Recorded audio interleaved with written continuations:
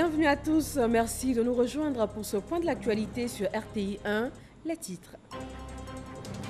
Après un recrutement exceptionnel en 2019, le Conseil des ministres de ce jour autorise l'ouverture officielle du concours d'entrée dans les CAFOP session 2020.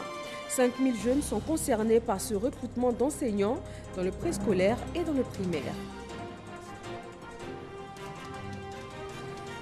L'Assemblée parlementaire de la francophonie boucle sa mission au Bénin. La délégation conduite par son président Amadou Soumaoro a pu s'enquérir de la situation politique qui prévaut dans le pays, en échangeant notamment avec les différents acteurs du pouvoir et de l'opposition.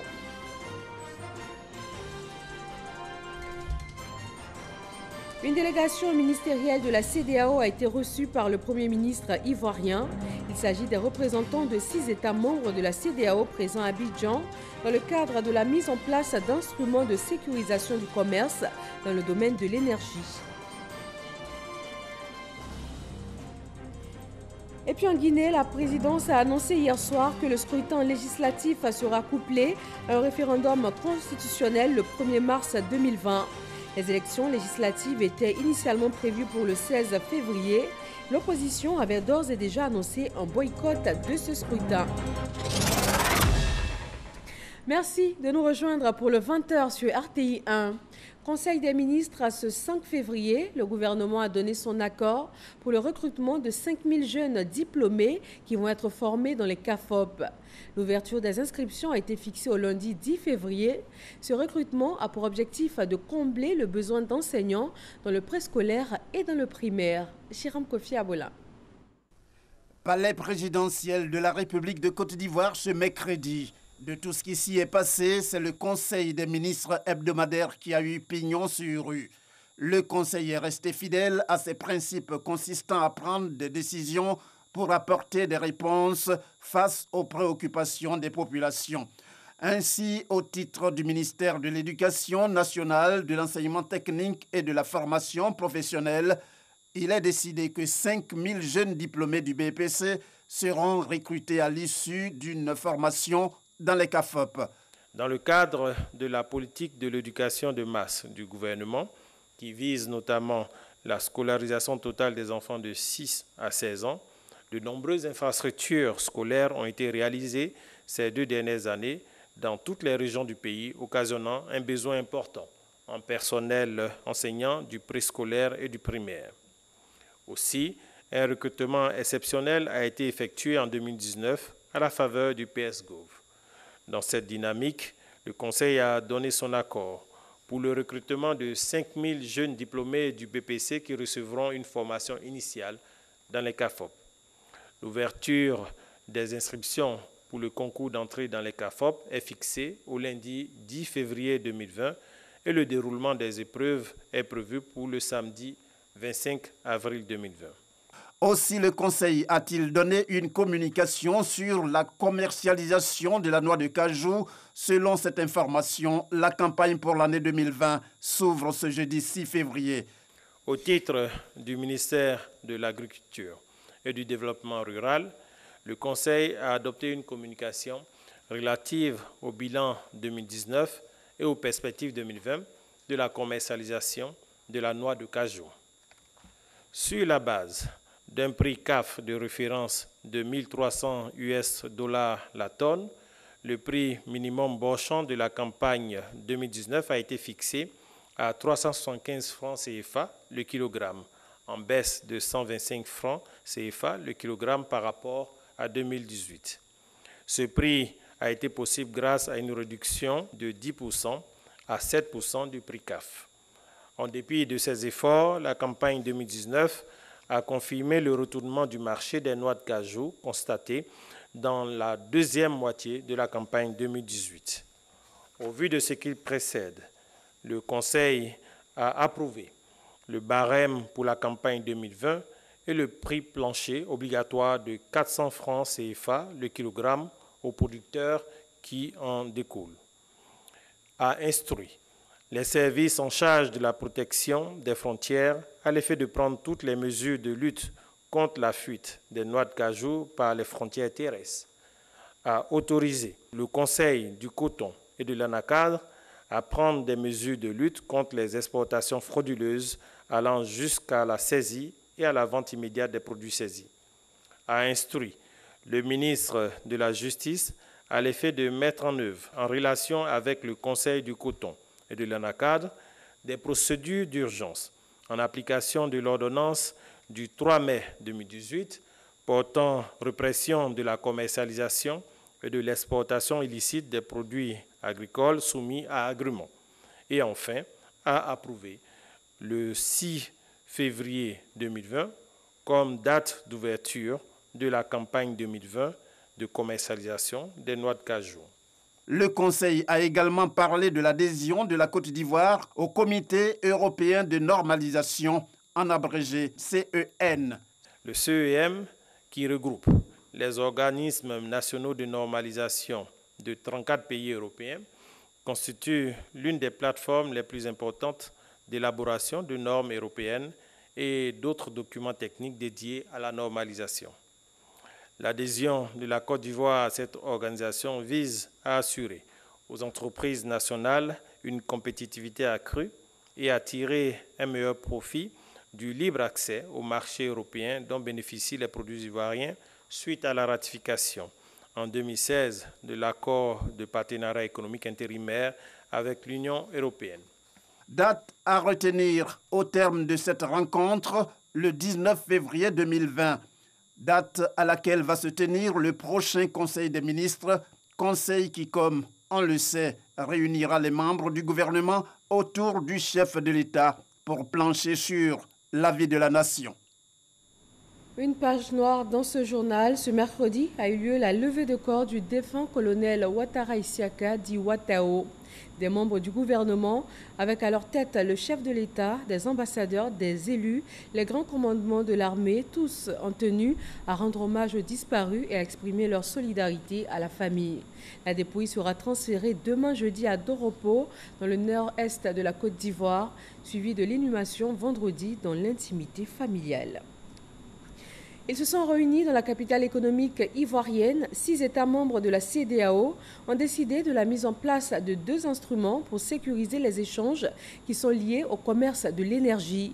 Au terme des travaux, une délégation ministérielle de ces pays a été reçue par Amadou Gon Coulibaly. Herman Guivé.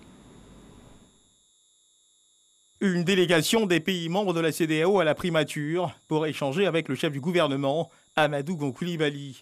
Une délégation conduite par le commissaire de la CEDEAO, Sely Kodouka. Objet de cette rencontre, faire le point au chef du gouvernement d'une réunion de 6 ministres de l'énergie de 6 États membres de la CEDEAO qui a essentiellement porté sur la sécurisation des paiements relatifs au commerce de l'énergie en Afrique. Comment faire en sorte que les sociétés nationales d'électricité aient une viabilité financière qui leur permette d'un côté de payer les factures et pour les fournisseurs d'électricité de garantir une qualité de service. 5 actions prioritaires ont été proposées par la Banque mondiale aux experts et autres ministres de l'énergie. Ces 5 actions prioritaires portent sur la mise en place d'un appui budgétaire de la Banque mondiale au bénéfice des 6 États membres et aussi d'un fonds revolving d'appui aux liquidités des sociétés. Pour l'instant, seules ces 5 actions prioritaires restent des préalables à l'octroi de cet appui budgétaire. Une réunion se tiendra à Bamako, au Mali, en mars 2020, réunion à laquelle prendront part les ministres des Finances, de l'énergie, de la CEDEAO et experts de la Banque mondiale. Ce sont les conclusions qui ont été présentées au chef du gouvernement. Le Premier ministre Amadou Gon Coulibaly a donné des directives et recommandations à la délégation afin d'améliorer le mécanisme qui entoure la mise en œuvre des décisions et recommandations prises lors de la réunion des 6 ministres de l'énergie de la sous-région. La Côte d'Ivoire exporte environ 11% de la production nationale brute d'électricité vers 6 pays de la CEDEAO, le Ghana, le Togo, le Bénin, le Burkina Faso, le Mali, le Libéria. Direction le Bénin, c'est la fin de la mission d'information et de contact de l'Assemblée parlementaire de la francophonie. La délégation conduite par Amadou Soumaoro est allée s'informer de la situation politique béninoise. Les différents acteurs ont rassuré l'APF de leur volonté à maintenir un climat de paix. Mahama Traoré est notre envoyé spécial sur place. Le modèle de démocratie incarné par le Bénin sur le continent africain doit demeurer. C'est la raison pour laquelle l'Assemblée parlementaire de la francophonie, APF, se dit disposé à aider et accompagner ce pays à ne plus revivre les tensions politiques de ces derniers mois. La mission de bons offices, conduite par le président de l'APF, Amadou Soumaoro, a donc entrepris de larges consultations avec toutes les forces politiques du Bénin. La dynamique reste la même, écouter, comprendre, afin de proposer un consensus politique susceptible de garantir la paix sociale au Bénin. Il y a plusieurs échéances qui pointent que nous ne voudrions pas rater. Pour nous, c'est déjà bien qu'il y ait deux oreilles pour nous écouter. Cette réunion que nous avons eue très positive avec l'APF nous a permis d'expliquer ce qui s'est passé, mais aussi les dispositions nouvelles qui ont été prises avec les amendements à la loi électorale et à la charte des partis, mais aussi les mesures d'apaisement qui ont été prises par le président de la République, le président Patrice Talon. Nous avons dans 3 mois des élections communales, des élections municipales, et comme vous le savez, les élections communales et les élections municipales sont des élections de proximité, des élections qui entraînent plus de tensions que les élections législatives. Il était bon que l'APF vienne ici, parle aux uns et aux autres et contribue à ce que ces élections municipales et communales se passent dans un bon climat. En plus de la classe politique, l'APF a également échangé avec la société civile, les organismes de défense des droits de l'homme et la presse béninoise. Après 48 heures de consultation, la délégation dresse le bilan de sa mission. Parmi quelques-unes des avancées, on peut noter la consolidation des partis politiques au niveau national et leur financement sur fonds publics. Compte tenu des progrès réalisés, qui doivent encore être confortés par les prochaines élections locales, l'Assemblée parlementaire de la francophonie pourrait être amenée à suggérer à son prochain bureau au Maroc en juillet 2020 la levée de la mise sous alerte. C'est la reconnaissance que la francophonie est un acteur essentiel du devenir de la démocratie, ici au Bénin, mais également en Afrique et sur les 4 continents. Nous partons avec la satisfaction du devoir accompli. Les acteurs politiques et administratifs béninois ont fait preuve d'une audace dans l'ouverture d'esprit et ont proposé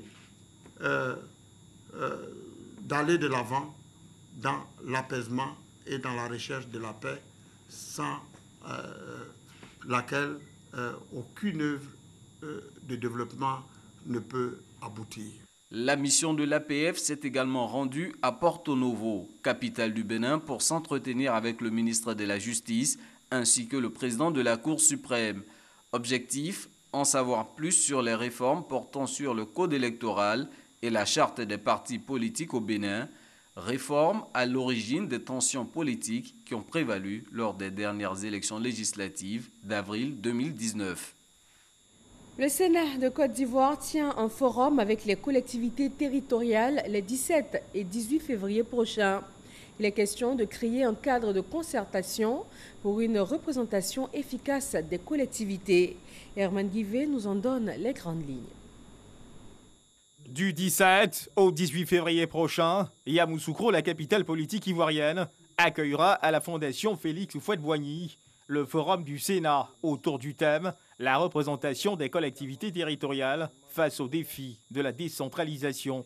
Annonce faite ce mercredi au cours d'une conférence de presse.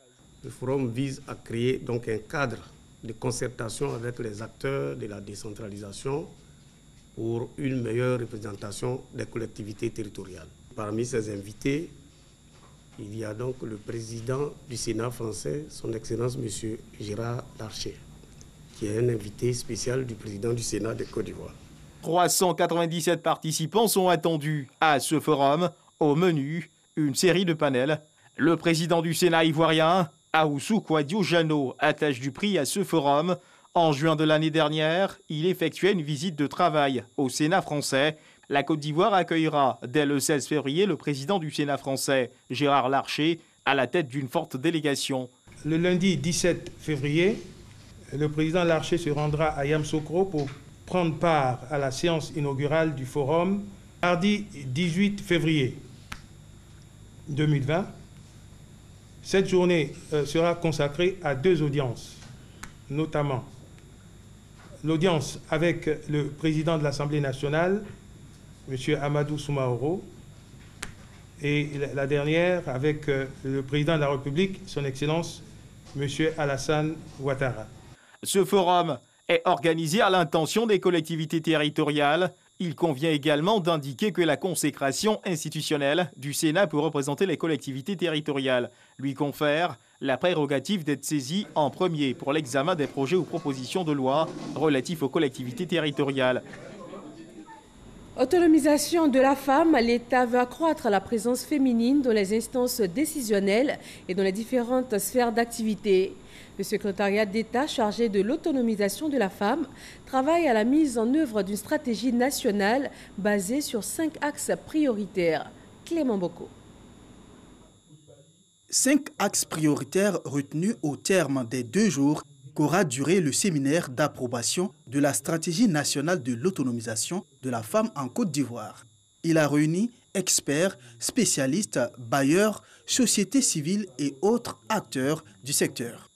À l'issue, des décisions qui offrent de bonnes perspectives aux femmes selon les témoignages des participantes. On a travaillé sur 2 jours sur ça, sur ce que nous avons vu. Vraiment, c'est super. Ça nous apporte vraiment quelque chose. Moi, par exemple, on va vers la transformation parce que nous sommes loin d'Abidjan. Ce que nous produisons souvent pour venir jusque-là, ça, vraiment, ça se gâte. Nos attentes pour le karité, pour faire 1 kilo de beurre de karité, il faut beaucoup d'efforts. Donc, nous voulons qu'elle soit autonome. L'entrepreneuriat et employabilité, premier axe prioritaire, permettra aux femmes de sortir de l'informel et passer de l'économie de subsistance à une économie solide. Axe 2, les droits et la santé de la reproduction de la femme. Axe 3, la formation. Axe 4, le leadership et enfin la bonne gouvernance. Pour la secrétaire d'État, c'est la boussole qui va orienter tous les acteurs du secteur. Notre objectif était de permettre aux femmes de s'approprier cette stratégie afin de pouvoir la vulgariser. Et c'est ce chemin-là qui sera présenté aux partenaires, qui sera présenté aux bailleurs. Toute personne qui viendra en Côte d'Ivoire pour parler d'autonomisation doit pouvoir se fondre dans ce moule-là. Pour la mise à exécution de la stratégie, la secrétaire d'État peut compter sur l'Union européenne et le système des Nations Unies via ONU Femmes, qui se sont engagés à œuvrer pour l'autonomisation des femmes en Côte d'Ivoire. Cette stratégie nationale va bien sûr prendre en compte les femmes du monde rural. Ces femmes productrices et transformatrices se forment en ce moment. Elles veulent obtenir les outils nécessaires au développement de leurs activités. Eugène Atoubé. Elles sont de Bokanda, de Dimbokro et de Kwasi-Kwasi-Kro, les 3 départements qui composent la région du Nzi. Ces femmes du monde agricole, productrices et agro-transformatrices vont bénéficier d'une formation portant sur le renforcement des capacités dans leurs domaines d'activité respectifs, mais encore les notions de comptabilité simplifiée, de marketing et de techniques de commercialisation. La ministre de la Femme, de la Famille et de l'Enfant, Ramatali Bakayoko, et la secrétaire d'État chargée de l'autonomisation des femmes, Miss Belmondo Dogo, ont présidé l'ouverture de l'atelier de formation. Les participantes ont été invitées à en tirer le maximum de profit. Lorsque nous avons fini de renforcer les capacités de ces femmes en matière donc, de production, de transformation de leurs produits, de commercialisation de leurs produits, nous allons, avec le secrétariat d'État, leur permettre d'avoir accès au microcrédit. Comme bénéfice de cette formation, les productrices et les agro-transformatrices vont désormais agir en véritables actrices participant au développement socio-économique de la Côte d'Ivoire grâce à leur présence active et remarquable dans les filières agricoles. L'atelier de Dimokro tient lieu du lancement du programme CEDEAO 2020, appui à la transformation des produits agricoles, halieutiques et artisanaux dans les États membres de cet espace.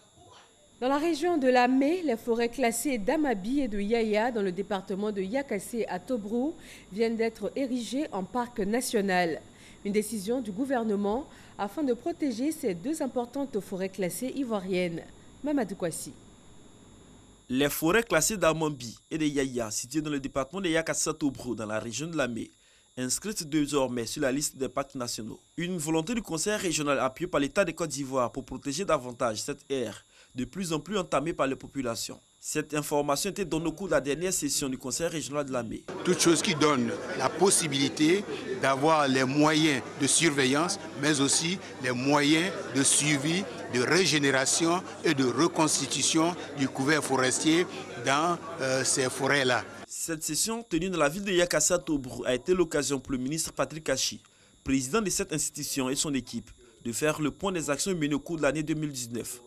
La palme de réalisation pour le dernier semestre 2019 est revenue au département de Yakassat-Tobrou, qui dispose désormais de nouvelles infrastructures de développement, notamment un château d'eau, le bitumage de la voirie. Pour l'ensemble des populations de Lamé, le ministre Patrick Kachi soutient que le développement passe par la mise en place d'activités génératrices de revenus pour les jeunes et les femmes, surtout dans le domaine de l'agriculture. Pour le programme triennal 2020-2022, un accent particulier sera mis sur la formation, notamment la formation agro-pastorale, destinée essentiellement aux élèves de la région. C'est une école de formation, la 6e, la 5e, la 4e, la 3e.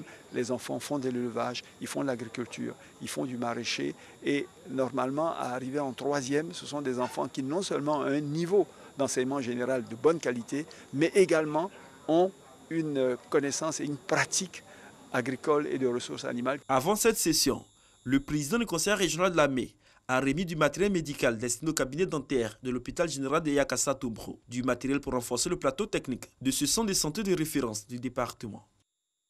Dans le domaine de l'éducation, le syndicat national des enseignants et des personnels du privé laïque de Côte d'Ivoire lève son mot d'ordre de grève. Une grève illimitée qui avait été lancée le 21 janvier dernier. Grace Kando nous donne ici les détails sur cette grève et aussi sur la reprise annoncée pour le 10 février prochain. Le syndicat national des enseignants et des personnels du privé laïque de Côte d'Ivoire décide de suspendre la grève entamée depuis le 21 janvier 2020. Nous invitons les camarades enseignants et personnels des établissements privés laïques à reprendre les cours le lundi 10 février 2020 à 7h30 sur toute l'étendue du territoire national, tout en espérant que les solutions, les vraies, celles qui sont conformes à la loi, au bon sens et à la dignité des enseignants et des personnels du privé laïque soient appliquées par le gouvernement. Les revendications du syndicat national des enseignants et des personnels du privé laïque portent sur la mise à jour de leur barème de salaire bloqué depuis 25 ans. Dans la filière riz, on note une passation de charge au conseil de surveillance de l'Agence pour le développement de la filière riz en Côte d'Ivoire. Le ministre de la promotion de la riziculture, Gaussou Touré, a passé le relais à Raphaël Lacpé en tant que nouveau président du conseil de surveillance. Jean-Luc Mango. Nommé le 29 janvier dernier, Raphaël Lacpé a officiellement pris fonction à la tête du conseil de surveillance de l'Agence pour le développement de la filière riz, ADERI.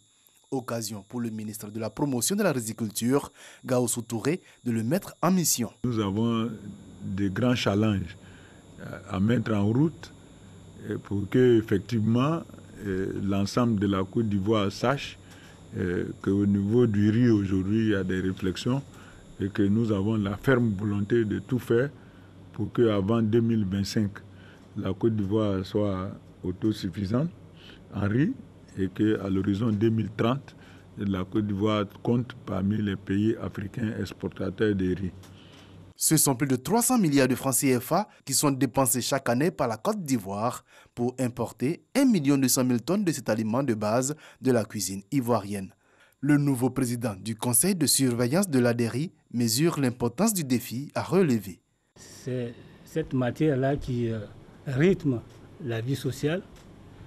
Et donc, quand on demande à un habitant de venir aider à la promotion de cette matière, il ne peut être que content, il ne peut avoir que la motivation. La Côte d'Ivoire vise une production de près de 2 millions de tonnes de riz en 2020.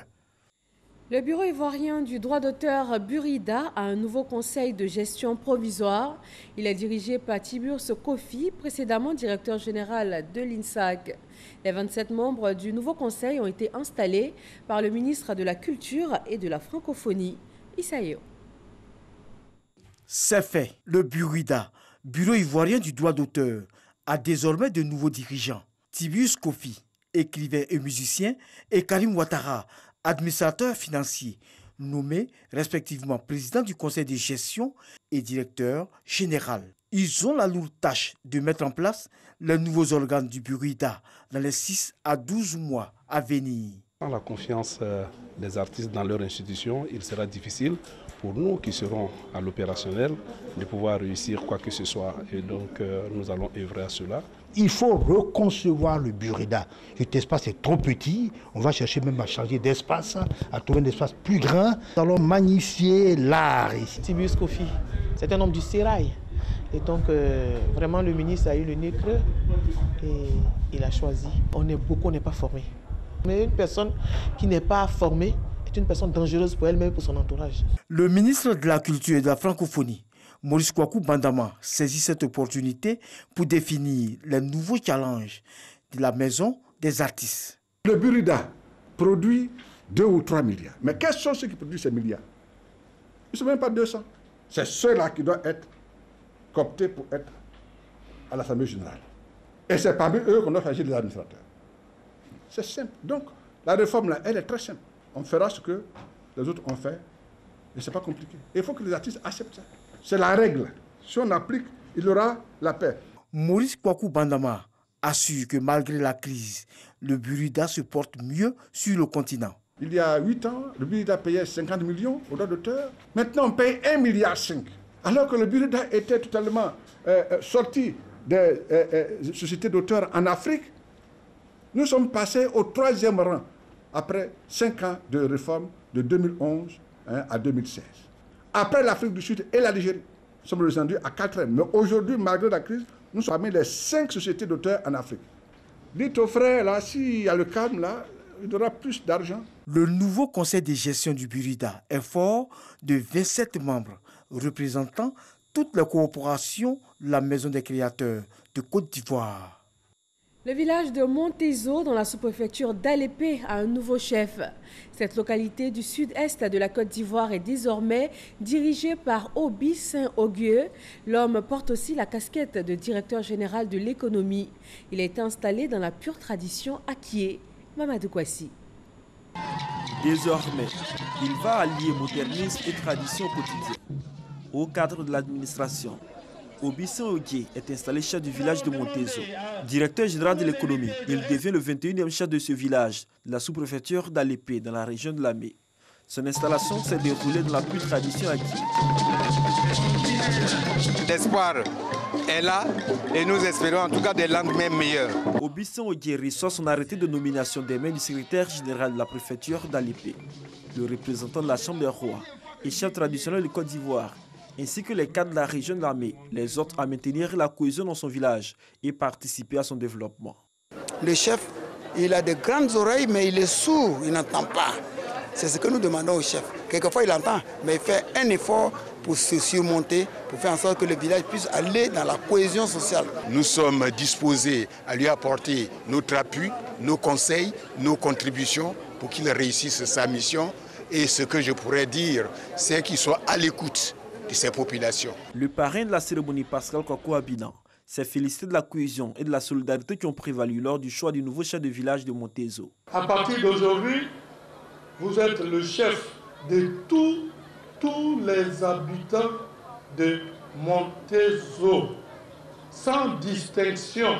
C'est pourquoi il faut accepter toutes les critiques, les analyser de manière objective et en tirer les conséquences, les bonnes conséquences pour pouvoir gouverner ton peuple.